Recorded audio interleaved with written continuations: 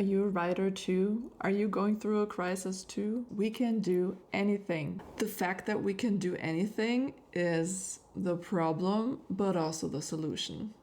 The newest studies show that, hey, nobody knows what they're doing.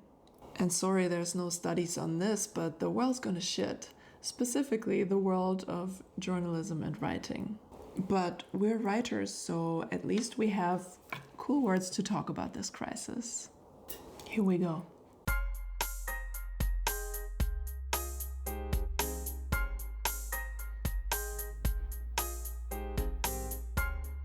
Hi, it's just me.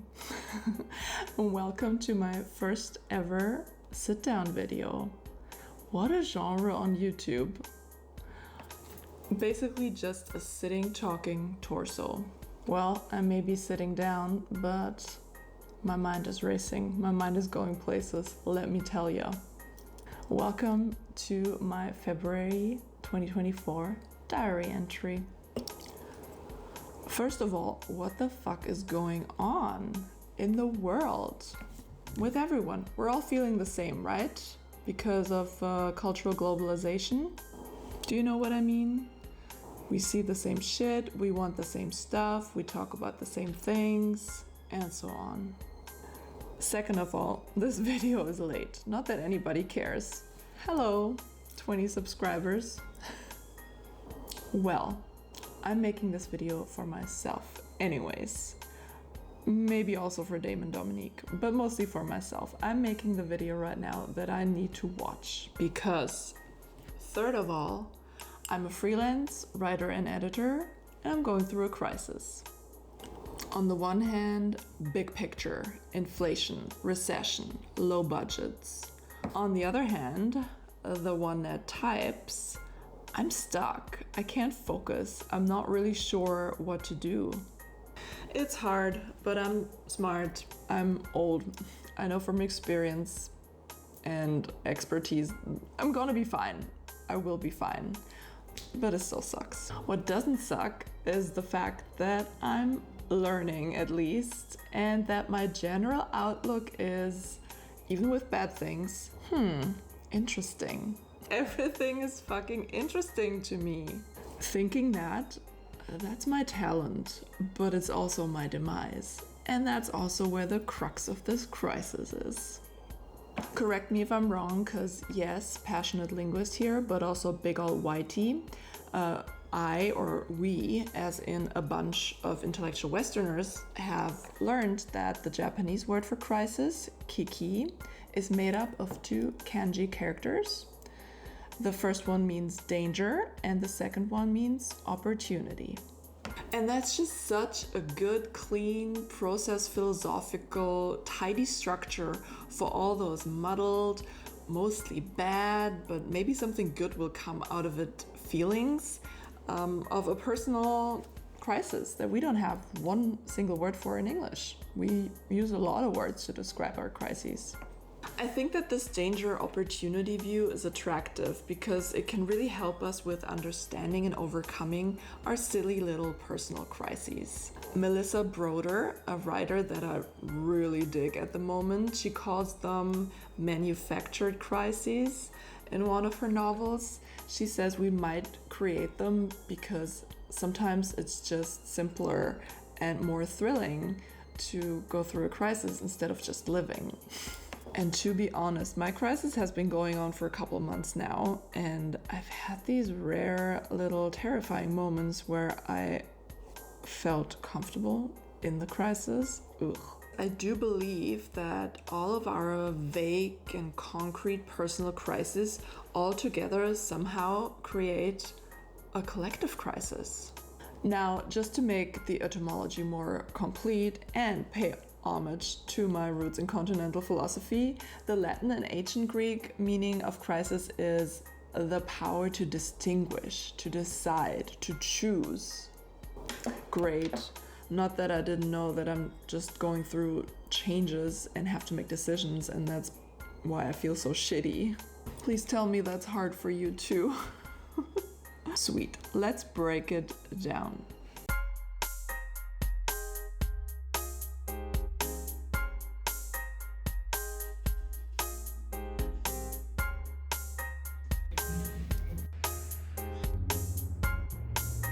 Let's start with my internal struggle.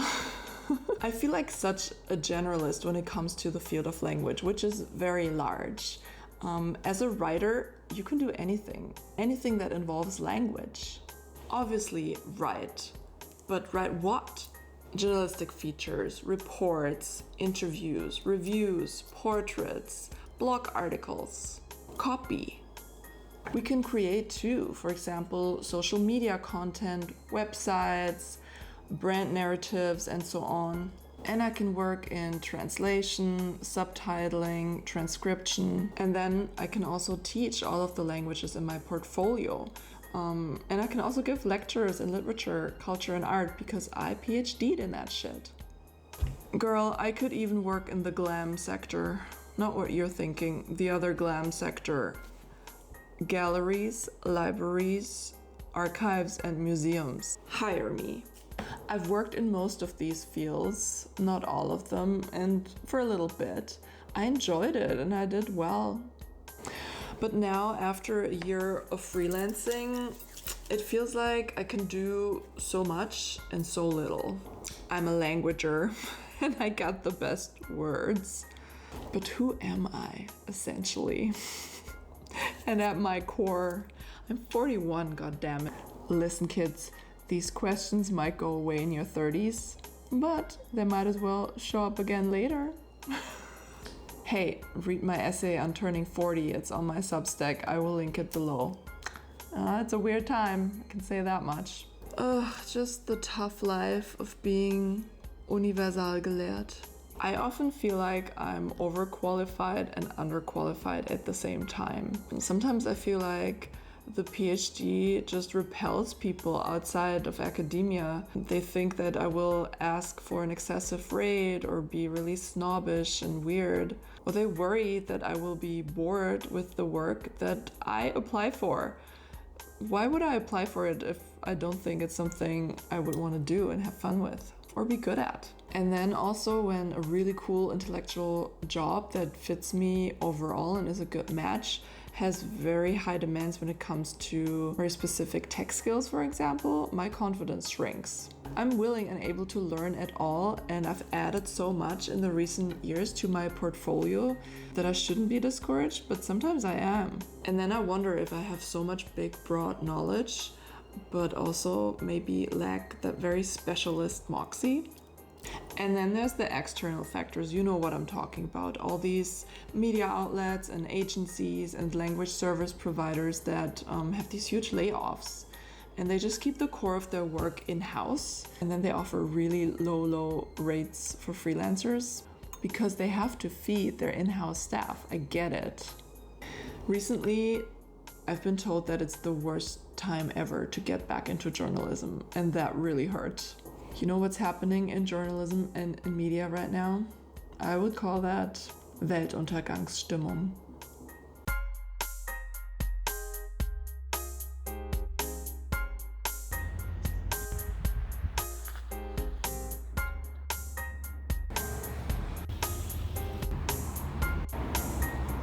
Okay, now for the bright side of the situation. Even if I'm suffering from this disarray in my career, I'm free. I'm free to continue what I've been doing so far, just with a different mindset. How about radically accepting and not apologizing for it? How about I keep compartmentalizing, but really shape my work, or rather my different kinds of work, into a creative patchwork? A purposeful collage, a freaking Gesamtkunstwerk. I could turn my talents of being a polymath into part of my business, my brand, my beat. Do a little bit of it all. Be a Jill of all trades, mistress of none.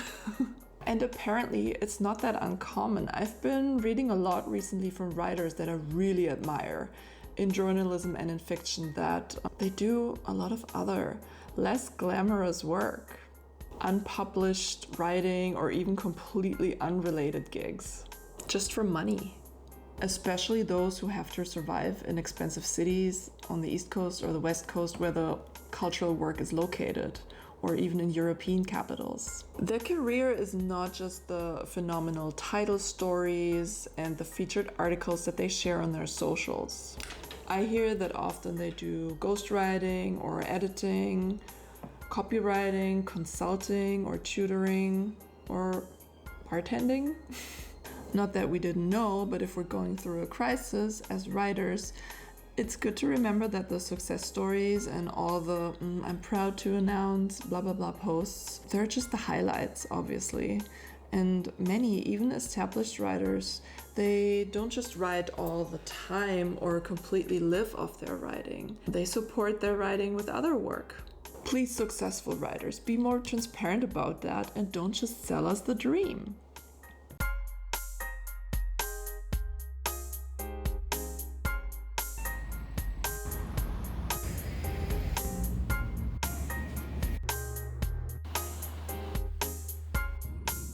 Talking about the dream, what would you do if money wasn't part of the equation question? I'd definitely keep my freelancer status, that's for sure. I'd walk around and watch the world and write about it. I'd share important and interesting stories that I think are worth sharing. I would invite readers. I'd dig deep on cultural phenomena and art, what people are into and why. I would journal. In the true sense of the word, just document our days on this planet for everyone to read. And I would do that in my city, in another country, when I travel, in a community, anywhere. I would want to connect stories with people and people with stories. Overall, just feeling cool and comfortable, which is another Melissa Broder quote. If you know, you know.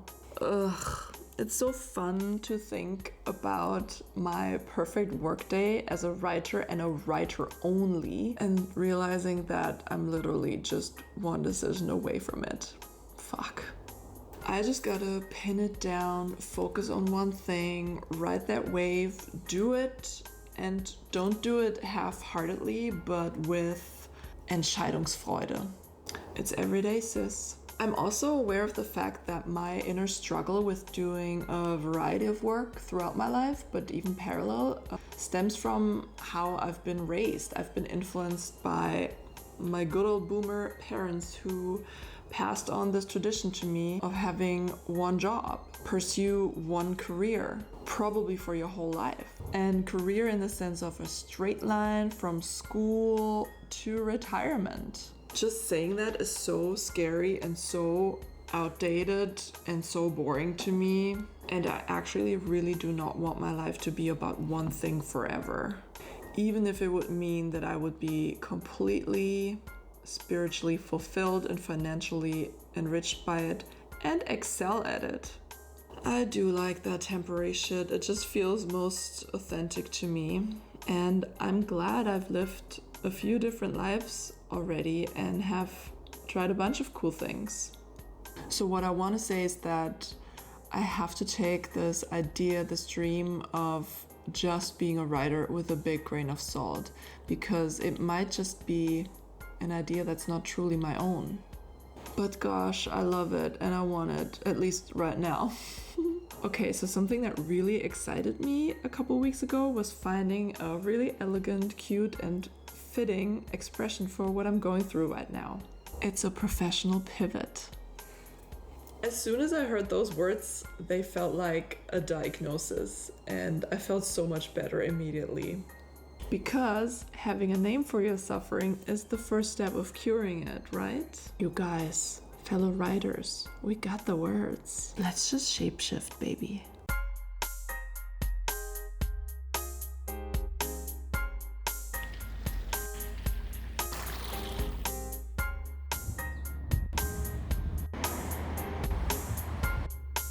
Here's another healing word, even if it's German.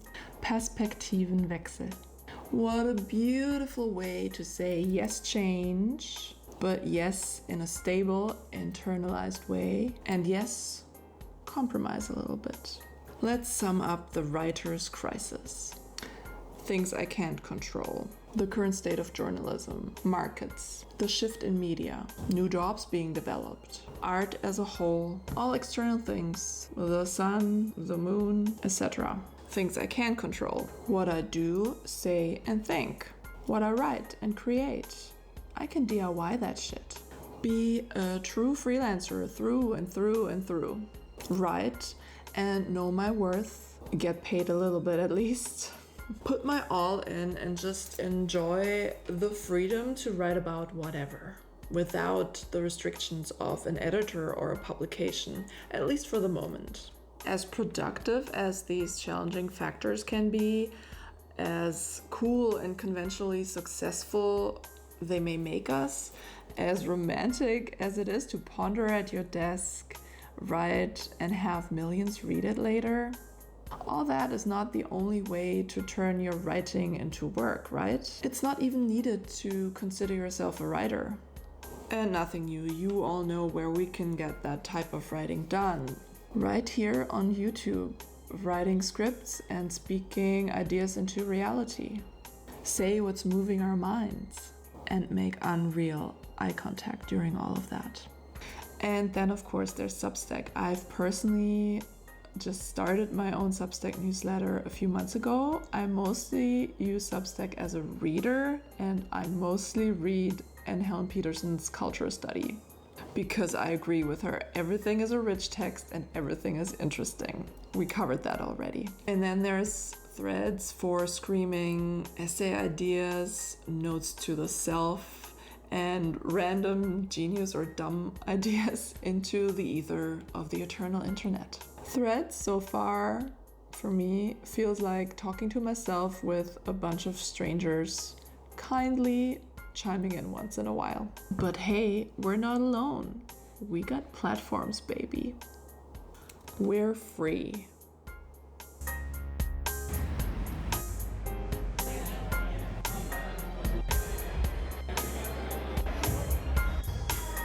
Okay, I have a huge side note or PS or whatever to this video that will hopefully string all of my crisis ramblings together. I just want to make a point for language, culture, and art, for the humanities. There's a million points for language. Hey, in the beginning was the word, bitch. Language is everything, even if you do science and technology and engineering and math. You gotta write about it and talk about it. Language in all its forms is all-encompassing and so powerful. It's communication, connection, love. We even have 5 love languages, god damn it. I'm really hitting you with all the platitudes today, ain't I? I'm sorry. But at least you learned some great, weird German words throughout this silly little video. I love words because they form sentences, and I like sentences because they build stories, and I enjoy stories because they are the best, if not only way, to play out the what ifs, to practice in theory if certain ideas would work in the world. And we can do so in stories without almost any repercussions on reality. And stories can come in all forms too. Books, music, films. I respect words because they shape our thoughts. And I respect the power of thoughts because it can shape our behavior. Duh. And I study the humanities because they're not just called that for no reason. They teach us how to be human, decent humans even. All the products of art and culture have so much connective power, and we just need good, competent analysis to use and understand it. Reading, listening, watching, learning, specifically learning languages, traveling abroad, moving away, professionally and for us as persons, the world will immediately get bigger. You broaden your horizon. That's called Horizonterweiterung. And it works on the inside and the outside. Okay, I gotta wrap up this diary entry. I gotta finish up this shit somehow. What can I say? Most of the time, I love being a human, and most of the time, I'm really interested in other humans. And even if that sounds like big, vague bullshit, it's exactly what I want to write about. And what I will write about. Pen drop. Mic bop.